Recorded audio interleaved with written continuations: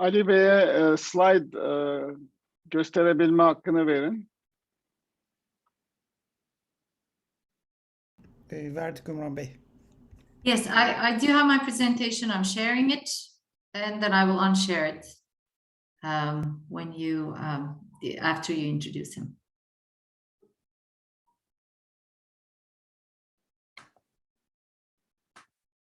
Okay, so I'm going to start. Well, good evening, ladies and gentlemen. Welcome to our seminar presented by this year's Koç University Rahmi Koç Medal of Science recipient. We've just held our online ceremony a few weeks ago where we had the privilege to honor again a hugely successful scientist, and we're here tonight to learn more about his research.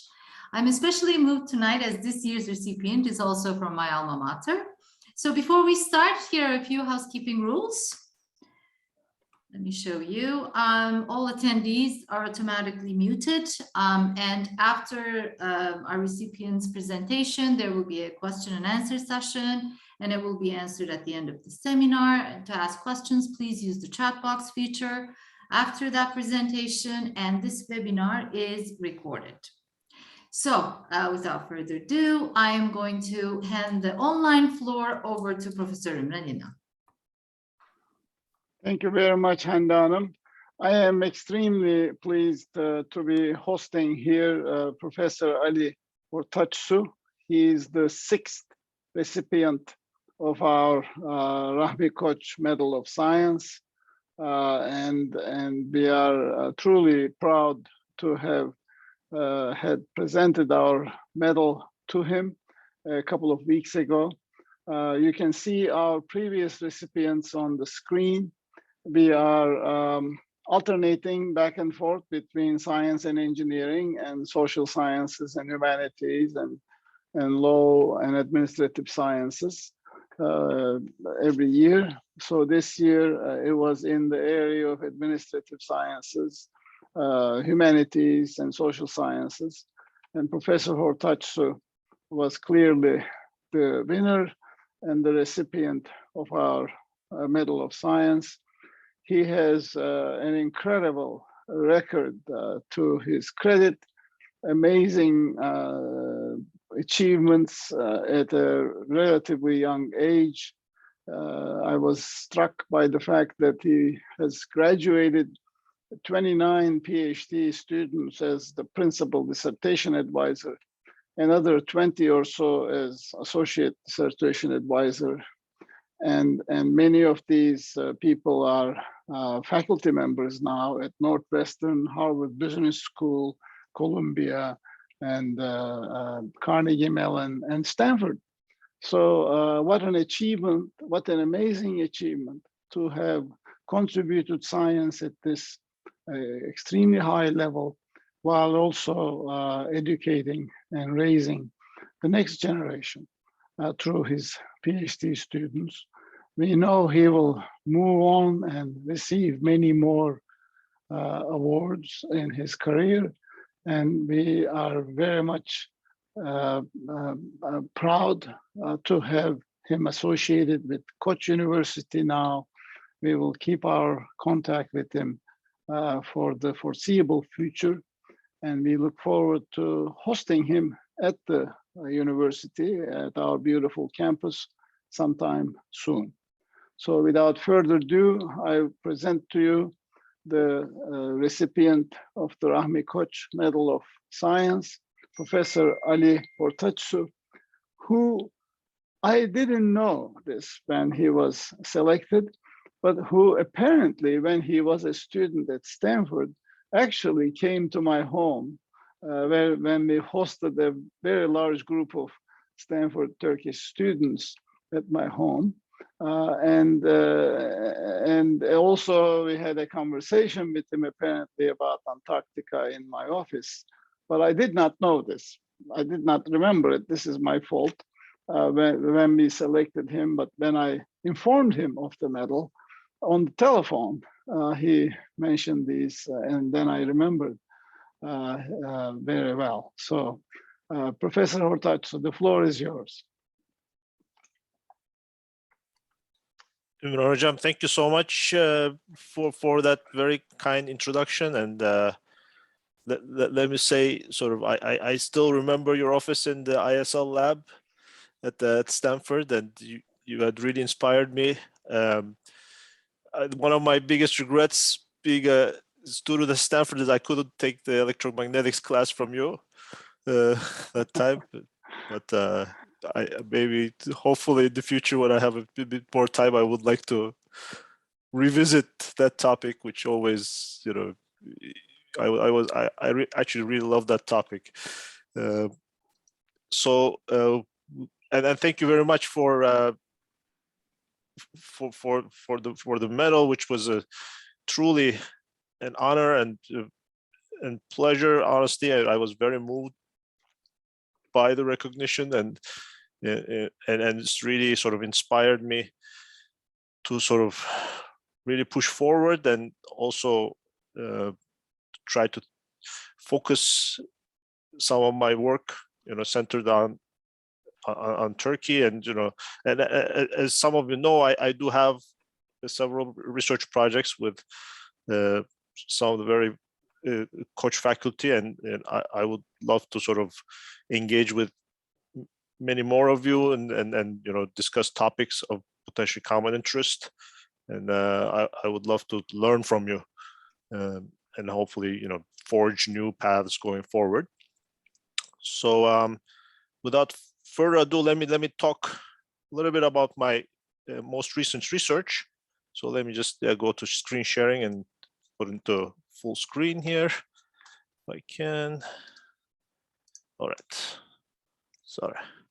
So today I'm going to talk about a project we're doing on the use of data and algorithms in dynamic pricing, and how the organizations play a role in this, and how does the organizational structure of the firm plays a role in this.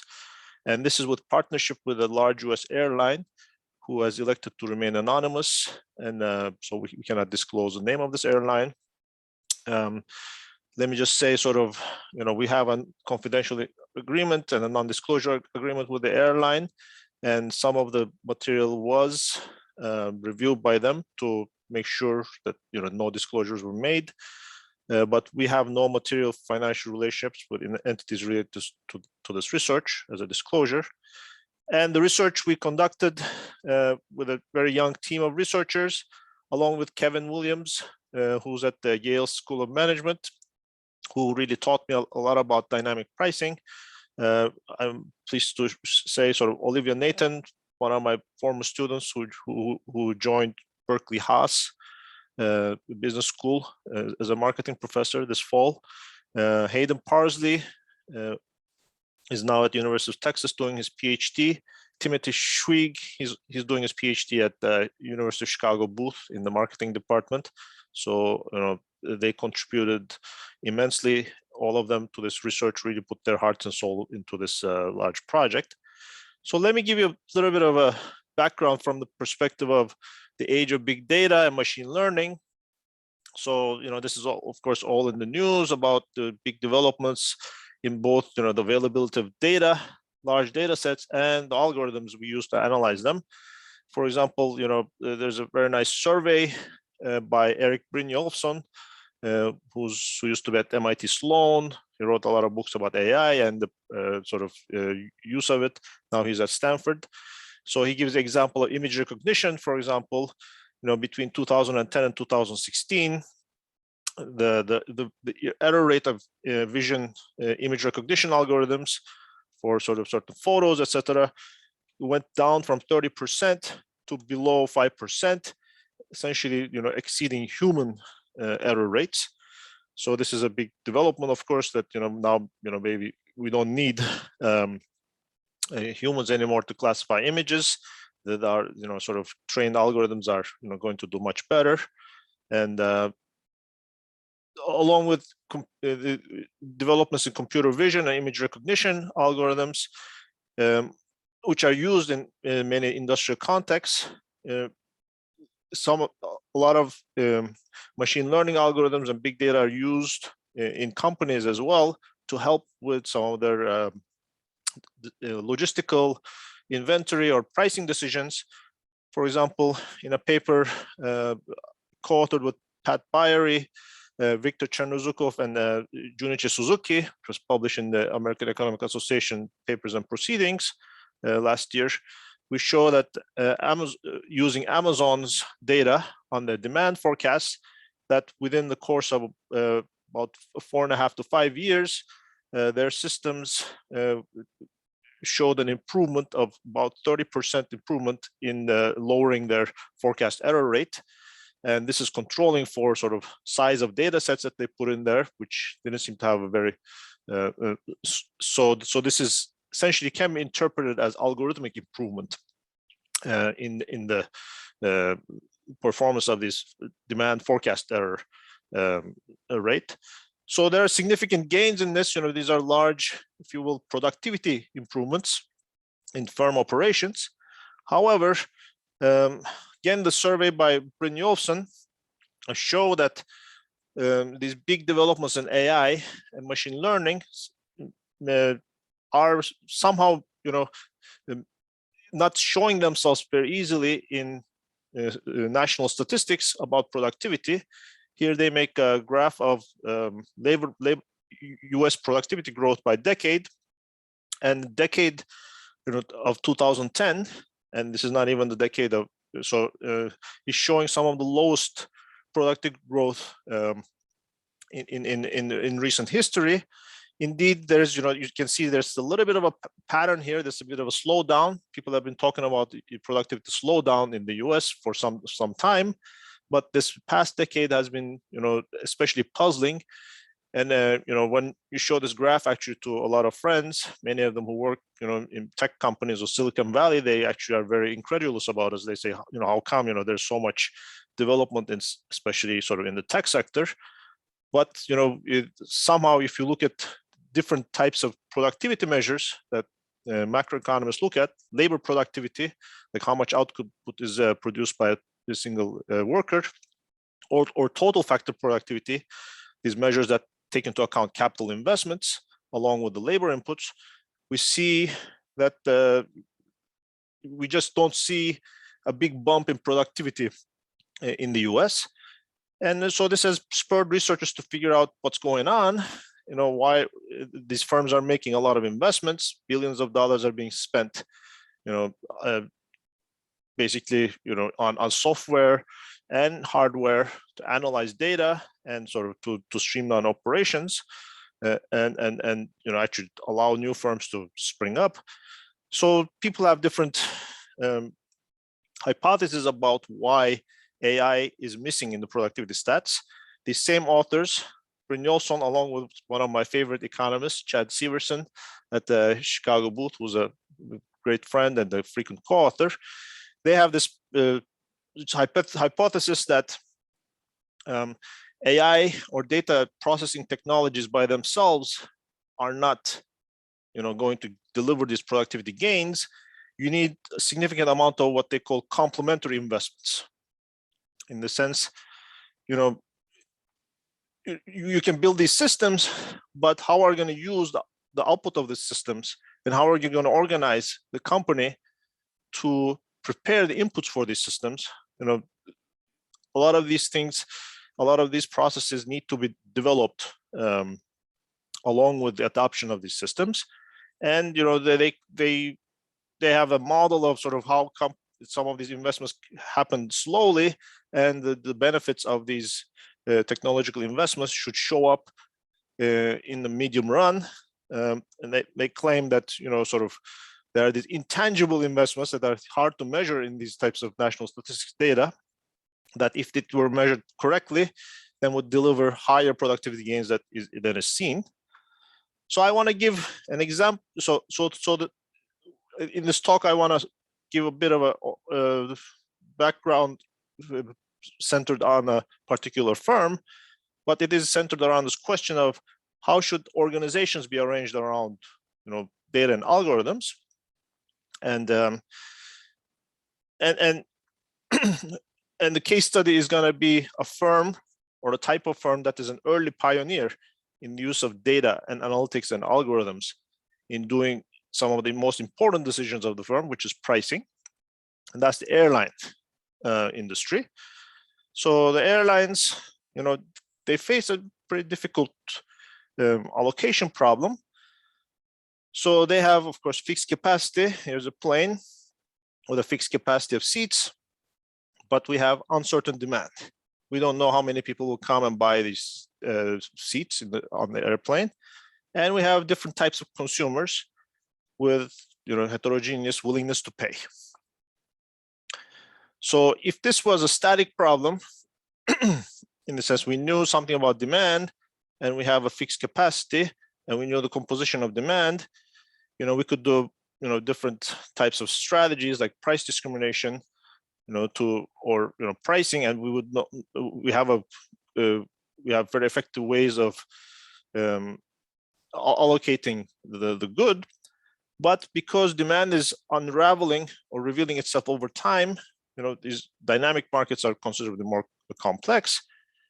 So a lot of folks, and many of them not in economics departments but in operations research departments, and developed some really great algorithms and optimization methods to optimize the selling of seats in airlines. And let me also say, from an economist perspective, there is some debate regarding the welfare consequences of these systems, in the sense, do they lead to deadweight loss, or due to the exercise of monopoly power, or are they able to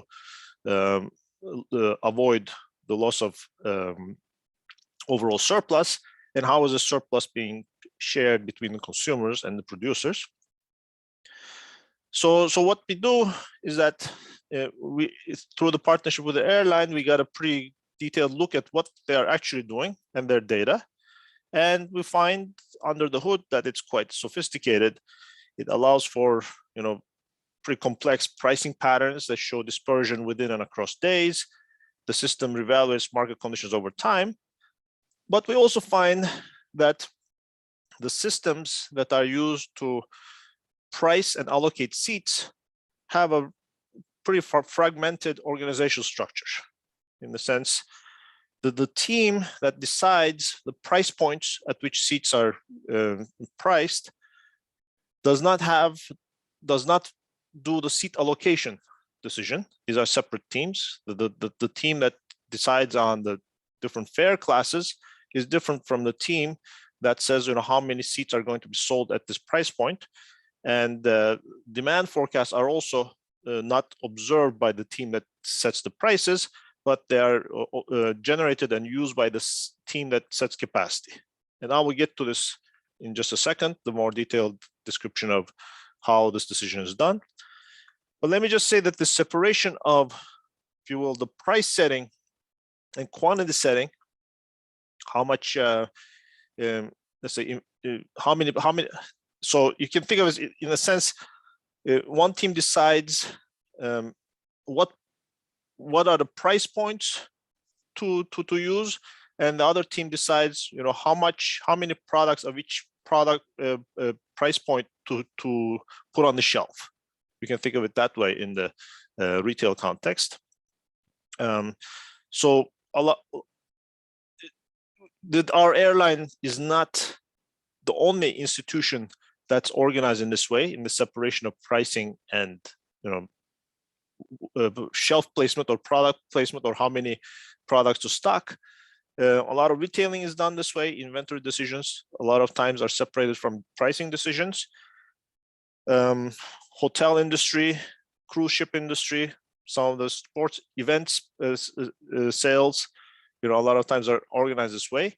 And we also did a search of all major airlines job postings, and we found that all of the major airlines that we looked at are organized in this way as well. So let me just say some of the our key empirical findings from this project. So one is that when you lift the hood of the overall pricing system and its different components, you can find points to criticize, and I will show you some of our critiques from the economist's point of view of what these systems are doing and what their limitations are. And different teams are sitting on these systems that show, what we might be able to call biases in these algorithms.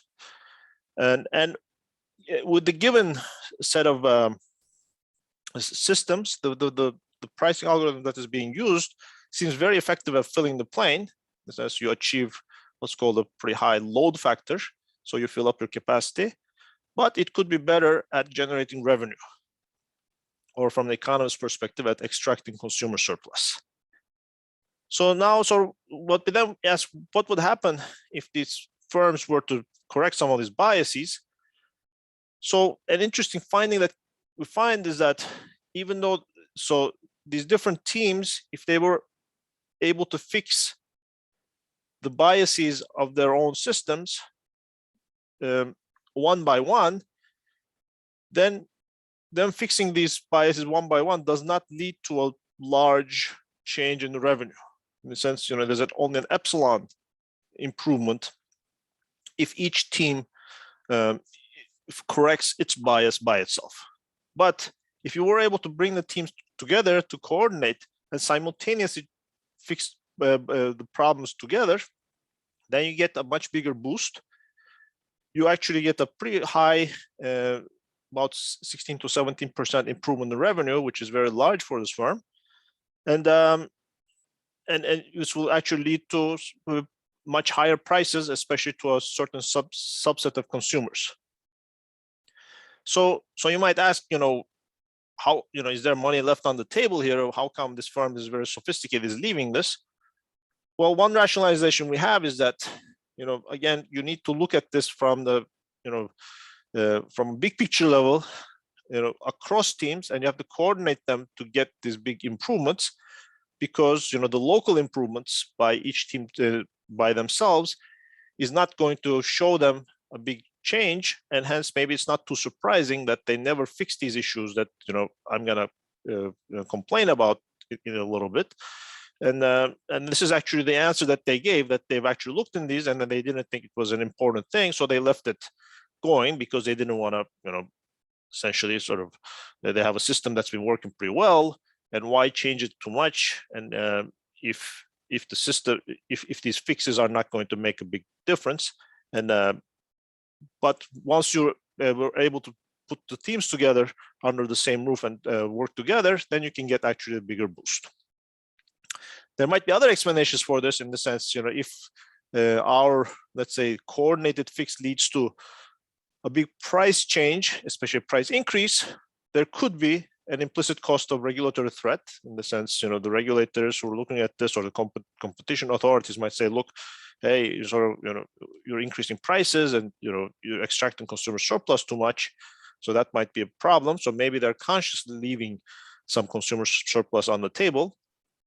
And it could also potentially invite competition if the profitability of these routes is further improved. And we cannot assess this in the somewhat short-term data that we got, but these are definitely potential explanations for what we're doing. So let me just say, in terms of where this is situated, there is some literature on the connection between organization economics and in the field of industrial organization, where I work at. The field of industrial organization or competition economics almost always assumes a rational profit maximizing firm, and that uses all available data and all available optimization tools to get at the firm optimal outcomes. The literature on behavioral economics or behavioral industrial organization says there are certain frictions, even at the firm level, that lead to departures from this perfect rationality. And the organization economics literature says it's not necessarily psychological constraints of individuals, but incentive constraints or organization constraints that a lot of times contribute to departures from profit maximization. And then the more I talk to firms, actual firms, dive deep into their systems, I frankly begin to appreciate. I've begun to appreciate the importance of such organizational frictions, and then there's some newer literature in economics about dynamic pricing.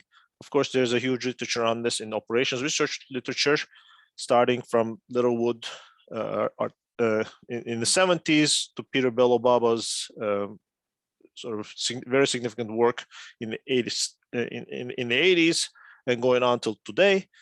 So let me talk about, what's going on in the airline. So the way the airline prices economy class tickets. So again, we're going to focus on economy class tickets. We're not going to look at the economy class versus business class. Business class is a separate part of the plane, those seats. This is the economy class. The firm thinks of the economy class tickets, even though the seats are essentially the same with each other, up to some, differences in the seat quality, which they actually price differently in some ways in the seat upgrades. But each seat is thought of, the seats are put into these different fare buckets. So they will say we have, the bucket one, let's say it's $100 to $120. Bucket two is $120 to $140. Bucket three is $140 to $160, etc. So something like $10 or $20 increments of prices. So you can think of this as a discretization of the pricing grid.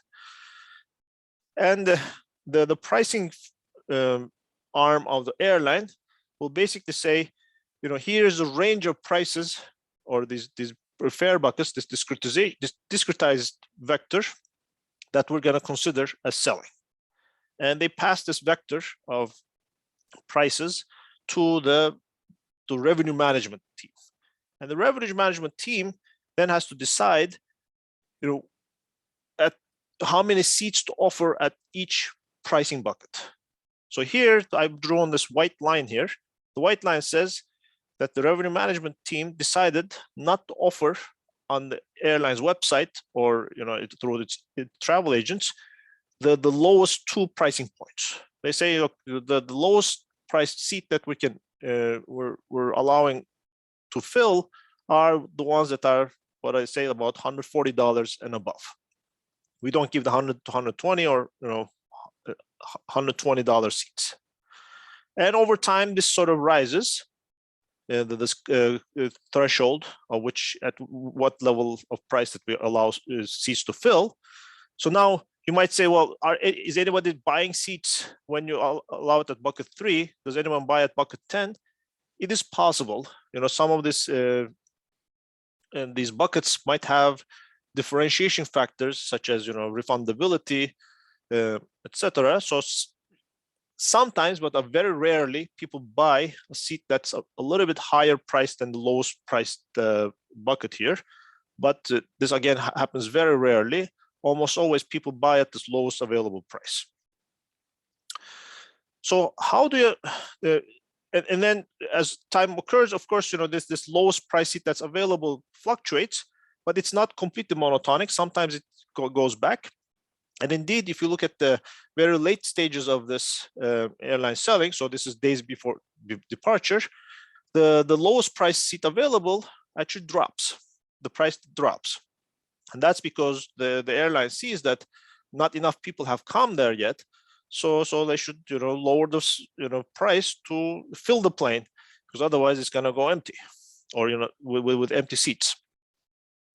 You also see that here the pricing department, every day they're giving the same vector of prices, among which the revenue management department is choosing which ones to put the white line at, until before the day 20. At day 20, they say, okay, we're no longer going to give these lowest two buckets as options for the revenue management department to offer even. And in a sense, it's not a very relevant decision because the revenue management is up here already. So this, they're going to disregard all of these seats in this region. But towards the end, they sort of completely remove these pricing options that are available for the revenue management's optimization algorithm to select. Okay. And how does the revenue management system work? Well, the revenue management system, has some demand forecast for today. It says, okay, here's, at this price, I can sell so many seats. So they can calculate the marginal revenue of setting a price at a given level. But what's the marginal cost of selling that seat? Well, there's a cost of actually, the physical cost of, having a passenger fly in that plane, but more importantly, the marginal cost is the opportunity cost of selling that seat tomorrow or in the future. Okay? And this is where, you could do fully dynamic optimization, right? A dynamic programming problem that takes the dynamic, the demand forecast as given. But a lot of airlines use pricing heuristics that were developed initially by Peter Belobaba at MIT in 1987, his dissertation. And then there's an algorithm called EMSRB, which is the expected marginal seat revenue algorithm. So what Belobaba said is that instead of solving the full dynamic programming problem, you can simplify the problem to saying, how much capacity do I need tomorrow, assuming all of the future demand is going to arrive tomorrow. But the thinking sort of one period ahead requires some simplification of the future demand forecasts. So basically what Belobaba says is you have to do some sort of weighted average of future demand forecasts to come up with a composite price of the seat being sold tomorrow. And then what you do is you equate the price of selling today, this PK, against, that's the marginal revenue you get from selling the seat today, against the marginal cost, which is opportunity cost of selling that seat tomorrow, at this P sub C, times the probability that you're going to have enough demand at that larger, higher price P sub C. Okay, so it's in a sense it's a Euler condition, if you will. It's that sets today's marginal revenue to tomorrow's the opportunity cost, which is tomorrow's price I can get for that remaining seat. Okay, so but what can go wrong in this situation? Now, so as I said in this picture, that the pricing department is giving these different buckets for the EMSRB to select from, and EMSRB will calculate for each of these pricing levels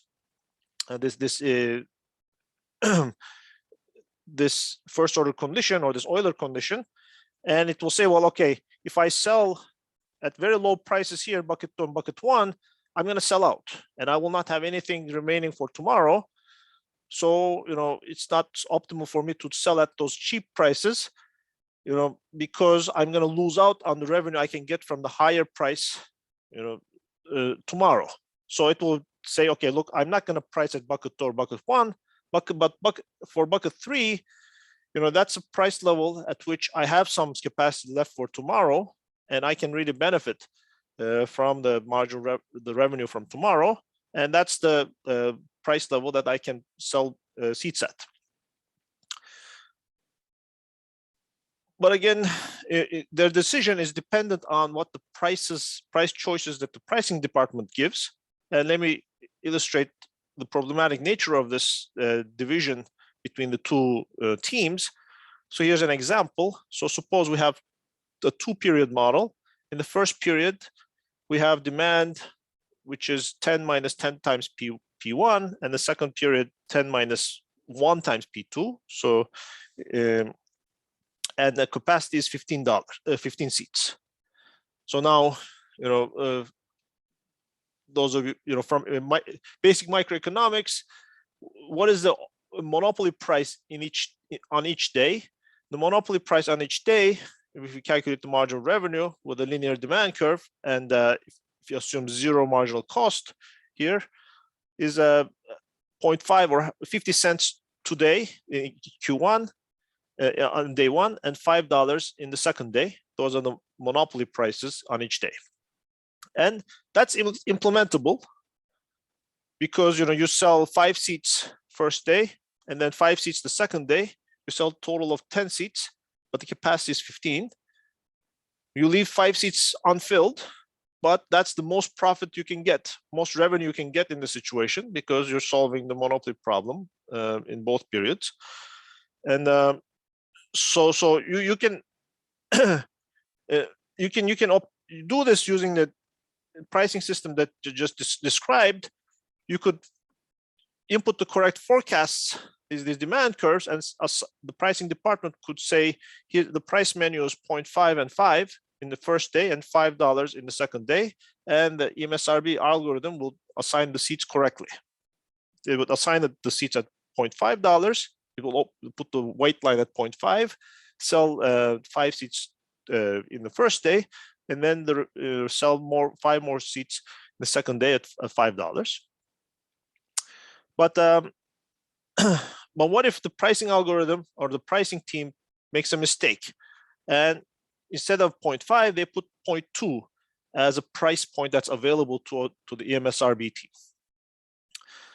But then what will happen is that the MSRB will say at 0.2 prices, I'm going to sell 8 seats. That still leaves 7 seats available for tomorrow, and tomorrow, well, I'm going to end up selling 5 of those anyway. So, I still sort of, can get the monopoly profit tomorrow. So let me just pick 0.2 as the lowest price at which I can sell it.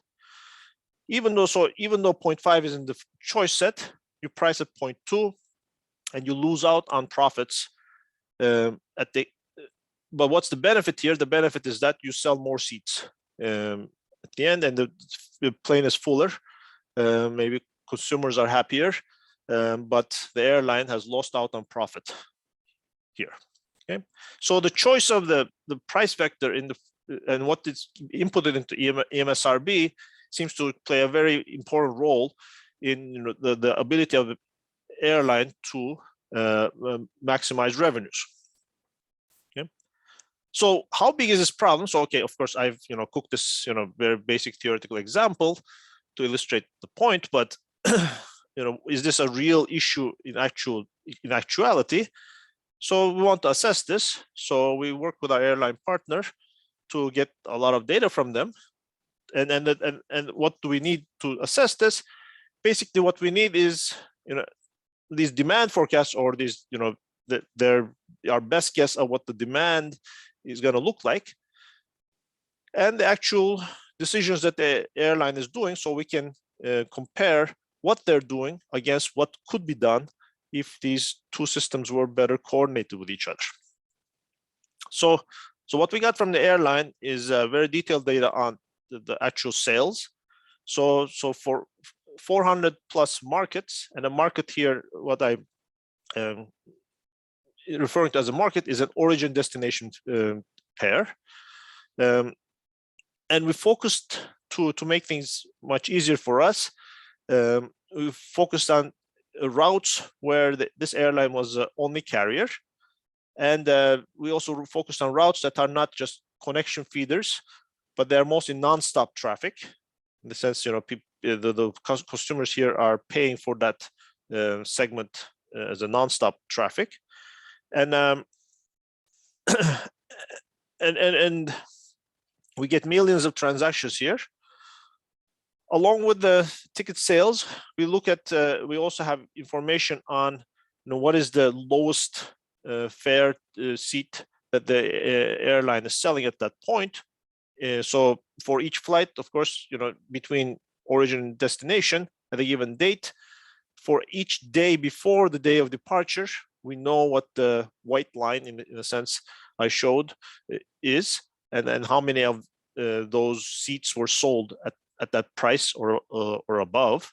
But again, as I said, seats that are sold above that price are very, very rare. Almost never happens, and almost everybody buys at that lowest price.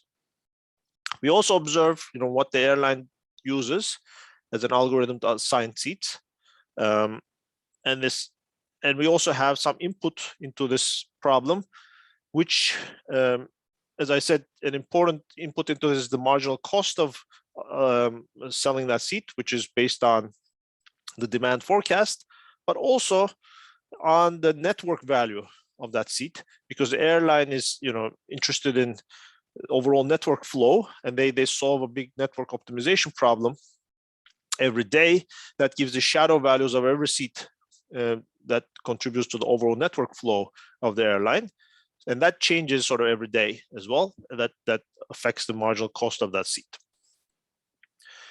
We also have the airline's forecasts for every time horizon. So we say for this flight, 20 days before the day of departure, the airline expects to sell so many seats. And along with the forecast, we also see how many people are searching for this route and date. So we have all the clickstream data from the airline's own website where people say, okay, I want to go between locations A and B at this date. And whenever they put in a query there, these are recorded, and we observe how many people come in to search for a fare for that date. So this is going to be an important input to us because we're going to look at the process of arrivals by customers. Okay. And we also have, finally, we have the filed fares, and the filed fares are basically this rainbow, how many buckets, which buckets were allowed. And basically here, you know, the filed fares were the entire set of fares, but towards the end, the pricing department didn't file these lowest fares, you know, increasingly. So they didn't make available the menu of prices that are below these blue regions. Okay. So let me talk a little bit about some let's say criticisms of their system. And one is so let me maybe skip the first two and focus on the second three. One thing that we were very surprised by is that, you know, we have all this forecast data for the airline, but when you gauge their forecasted demand against what actually transpired as demand, there seems to be persistent upward bias in their forecasts. In the sense, you know, their forecasts are actually pretty good in the immediate 2 weeks before departure. And, you know, we might argue that a lot of the sales and revenues are realized during those times. So maybe that's the place you should focus on. But if you go beyond the 2 weeks before day of departure, there is a consistent about 10% or above over forecast for the demand. So the airline thinks they're going to sell more seats than they actually end up selling in those earlier periods. Now, we also got data from, you know, when we talked to the airline, they said, well, okay, we actually do some manual overrides whenever, you know, somebody learns, say, you know, there's some development in demand, you know, they will adjust the forecast somewhat. But when you put in the managerial adjustments, that, you know, lowers this demand forecast bias a little bit, but not by completely. So this remains. Interestingly, low fare transactions are under forecasted by 20%, and high fare transactions are over forecasted by 10%. You know, that's kind of a, you know, interesting sort of bias in terms of where this is going. So we're going to assess whether this demand forecast bias is important by itself, you know, in our set of calculations. But just to preview the result, basically fixing this bias problem by itself doesn't seem to make a big dent in the profitability of these routes. So that's another reason why maybe this has persisted. And another reason might be that there is a persistent, you know, the airline might be sort of allowing some buffer between what they're selling, what they're, you know, so maybe they're trying to avoid overbooking, if you will, or, you know, high demand realizations by being conservative, by assuming more demand will come tomorrow in the future than actually comes.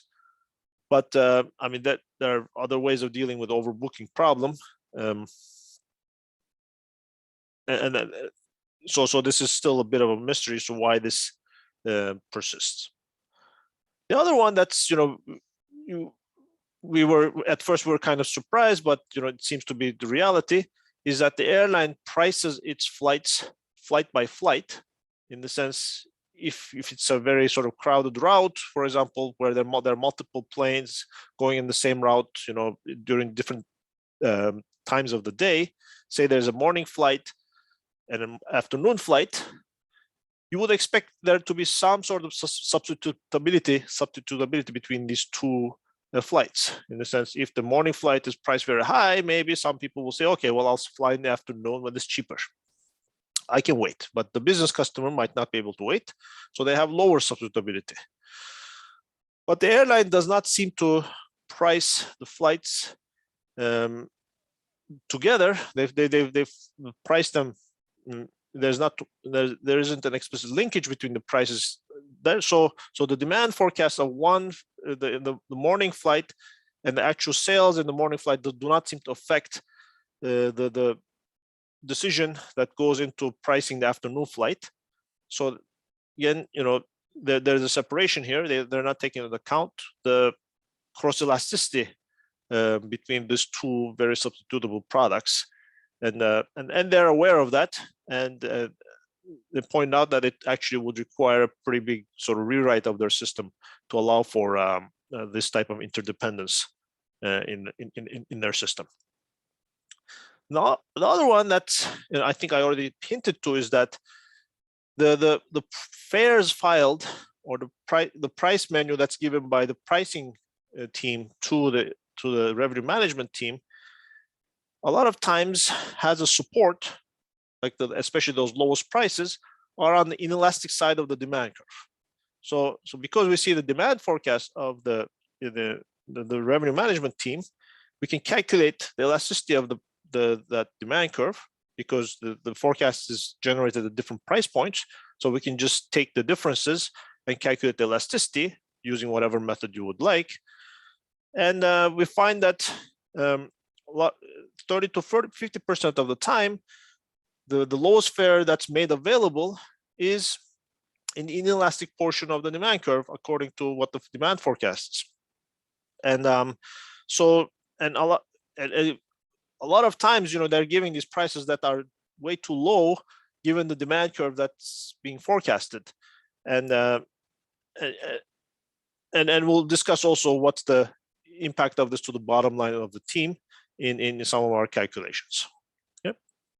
So what we decided after seeing what the airline is doing and some of these issues with the system is to say, look, we're going to do several things here, but one of the things that we're going to do is we're going to develop our own demand model for this context. And what we did here is that we estimated a demand model using the data that's available to them that accounts for some of the particularities of the situation.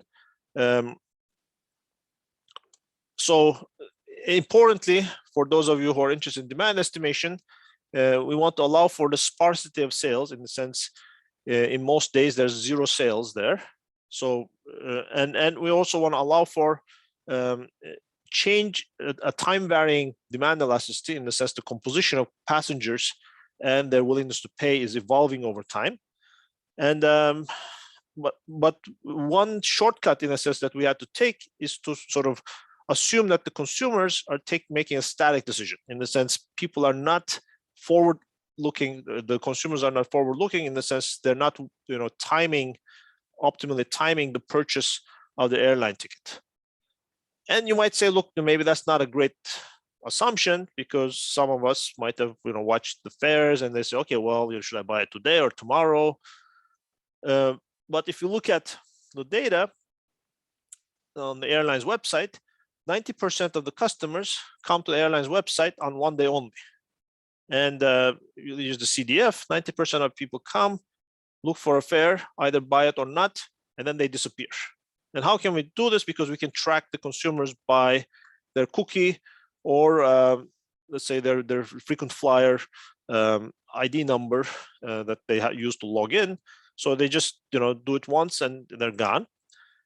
Some people look across different departure dates, but not too much. Only 80% of people look at only a single departure date. And you might say, look, what if a lot of these people are checking the monitoring the fares using some sort of aggregator, an OTA, like Expedia or Google Flights or any other sort of online intermediary. But what we found is that the bookings behavior across the channels, the direct channel, which is the website, the orange, and the OTAs, which is the gray, seem to completely coincide with each other. So the behavior of bookings, at least on these channels, is very similar. The one channel of sales that seems a bit different is that the agency channel, which is like the direct.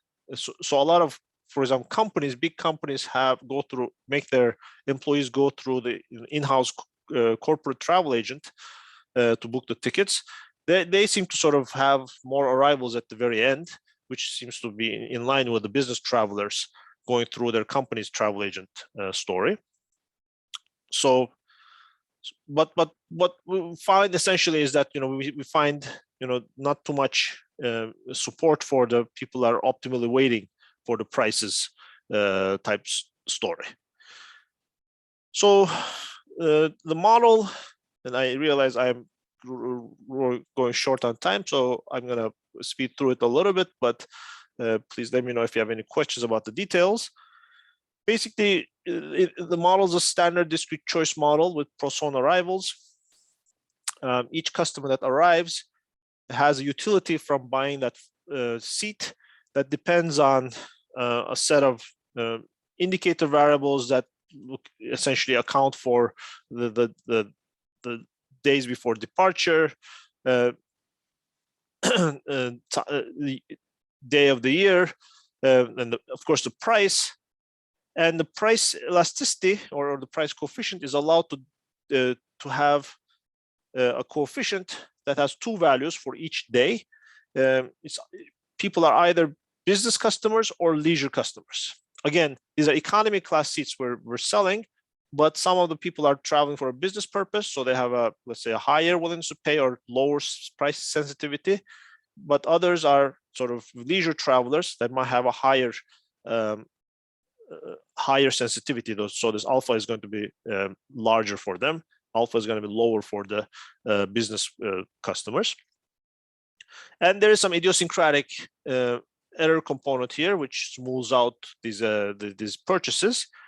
And this is Xi here is to allow for route, day, and day of departure specific demand shocks that may be observable also to the airline. So as I said, they have managers along with the demand forecasts. They have managers that are monitoring these routes, and they might say, oh, there's a weather event here, or there's an important sports event here that's going on, or a conference here. So maybe sort of let's take that into account in our pricing.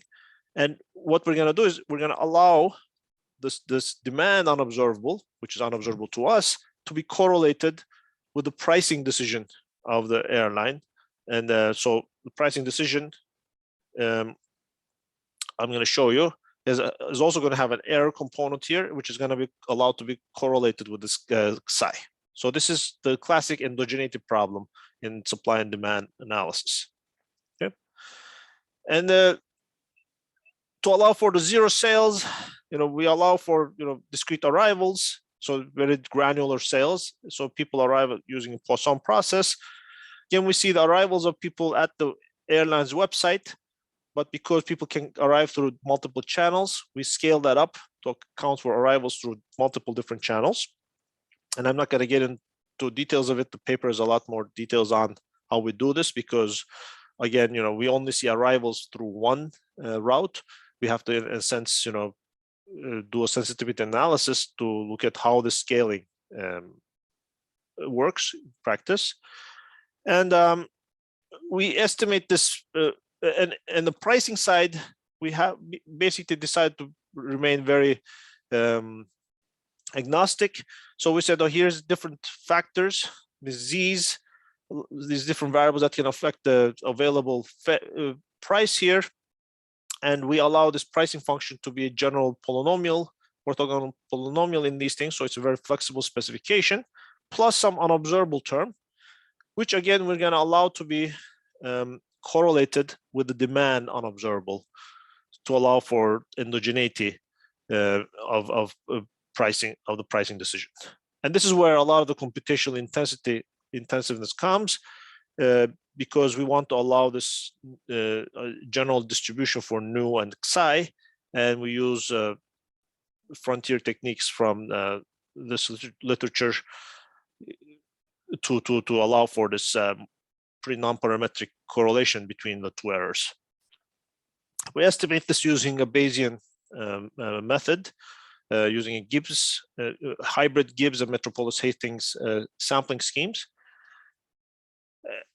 to estimate a pretty flexible demand model. So that's going to be our model, but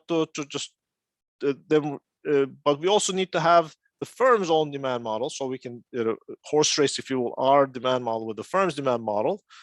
Again, we have this firm's demand forecasts. We can actually sort of get a sense of what the firm thinks its demand is going to be from their demand forecast as well. So here's the comparison between our demand model's output and their demand model's output. Basically, the firm also has an algorithm to classify its customers to be business or leisure customers. So they have a sophisticated machine learning algorithm for this. And we tend to very much agree on the fraction of customers who are business types. So ours is dark orange, theirs is the light orange. They're pretty much on top of each other. But we seem to disagree on what percent of people are leisure types at a given time. So our algorithm says, there are fewer leisure types on average than the firm believes there are. And mainly because of this, our estimates of demand elasticity are actually quite different. The firm predicts pretty inelastic demand in this gray curve until the very last days of the sales. They think the demand elasticity actually increases as we get closer to the flight date. But our estimates suggest that actually sort of because there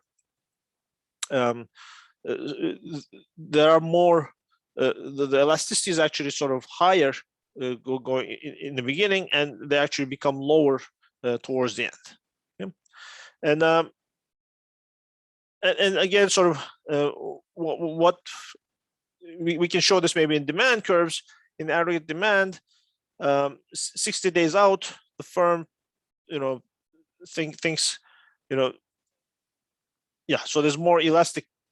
So the elasticity somewhat are different across the two demand models. So what we do is then, we based on these demand estimates, our estimates and their estimates, we want to again look at what's the impact of this in terms of the revenue generated by the firm. So we run 4 types of calculations. One is what is actually being done. Here's the firm's actual own demand estimates and the observed fares that are given to the algorithm. And because we have the firm's algorithm that was given to us, we can actually figure out, at that given the fare menu, what would have been the pricing decision and what would have been the sales there based on the forecast. And what we do then, in the second counterfactual, we coordinate the inputs that are given into the system by the pricing team with the forecasts. In the sense, as I noted before, a lot of times the pricing team gives to the EMSRB team fares that are too low, that are in an inelastic portion of the demand curve, given the demand forecast that the EMSRB team has. And for whatever reason, nobody from the EMSRB team has complained, or maybe they have complained and this hasn't gone anywhere. Say, look, you guys are giving us very low fares. Our demand estimates suggest that these prices that you're giving us are too low given this demand. So what we're going to do is we're going to allow the two firms, two parts of the team to talk to each other, and these guys are going to say, the forecast people will tell the pricing department, don't give us those low fares. Those are too low given the demand estimate. Give us sort of fares that are in the elastic portion of the demand curve that we're estimating. In another counterfactual, what we do is we replace the firm's demand estimate with our demand estimate given their data. So in a sense, we claim we can do better in terms of forecasting demand. And but we're going to use the fare inputs, the set of fare classes that are given by the pricing department as given. And then the fourth one, we're going to both change the demand model to our model, and also do this coordination between the teams in terms of which prices are being sent to the revenue management team. Okay, so so taking the base case, the base case is where we all use the observed price vector that as an input and the firm's own demand forecast. This is the base case where it's 100 everything. Let's look at the second situation where you coordinate the fares. In the sense, you don't give these too low prices to the inventory management team. What happens here? Well, you actually you're beginning to charge higher prices to. So sorry, you actually begin to charge somewhat lower prices to the. You charge higher prices to the leisure customers, but you actually charge somewhat higher, lower prices to the business customers. And this actually leads to, a little bit of a change in the revenue and actually a slight decrease in the revenue. So maybe, this might explain why, the revenue management department is not pushing the pricing department to take their demand forecast seriously, because, they may have done it. And they show that there's very little change in the revenue there, so they just let it be. The other one is what we do is, what if we change the demand model to our model, but use the inputs of the pricing department. In this case, again, there's very little change in the revenues. It's about 1.6% bump, which might be, important, but in the grant, given the noise, etc., maybe this is just going to all wash up. So again, there's a not very significant change here. So that might explain why the demand forecasting team is not making significant upgrades to how they're doing demand forecasting, because the pricing department is feeding them these fares that are pretty low. But now, if you coordinate both the forecasts with our preferred model of demand, and also let the pricing department give a pricing menu that's coordinated with this unbiased forecast, which we generated, then you can get a much bigger bump in the revenue of order of 17%. And what happens here is that you actually end up charging much higher fares to towards the end to the business customers, if you will, and you're going to charge actually lower fare to the leisure customers who are coming in earlier on. So the leisure customers actually benefit from this, the tourists, leisure travelers, but the business customers actually end up paying more. And there's a little bit of deadweight loss here, because you're actually selling fewer seats now, because you're charging higher prices in the periods that are close to departure, just like in the example that the theoretical example that I showed earlier on. So, but I think the bigger message here, which we were pretty surprised and pleasantly surprised, if you will, to see, is that the big revenue boost only happens if you do the changes both at the same time. You change the practices of the revenue management team by changing their demand forecast, and changing the pricing decisions of the pricing team. And I think I'm running very high on time here, but let me say that we tried other different tweaks to their system, using dynamic programming versus this heuristic, etc. But just to conclude, we went inside under the hood of the airline. We showed that there are some things that you can fix, but the main, I think, the message is that fixing these, I don't want to say bugs, but these actual features of the system at the individual team level is not enough. You have to fix them in a coordinated way, putting together the resources or the orgs together, and that's when you're going to get the bumps. And I think that's going to be a lot of times, what you need to do in these data and algorithm driven organizations. You have to rethink how the overall organization works around these data and algorithms. There are these significant complementarities across teams in the use of these tools. So let me just stop here, and sorry for going a little bit over time. Thank you very much, Ali. And Hanım, you are running the questions. Yes, we can get questions now. Our participants can use the chat box and start asking their questions to Professor Hortaçsu. Thank you very much, Professor. Thank you very much for having me.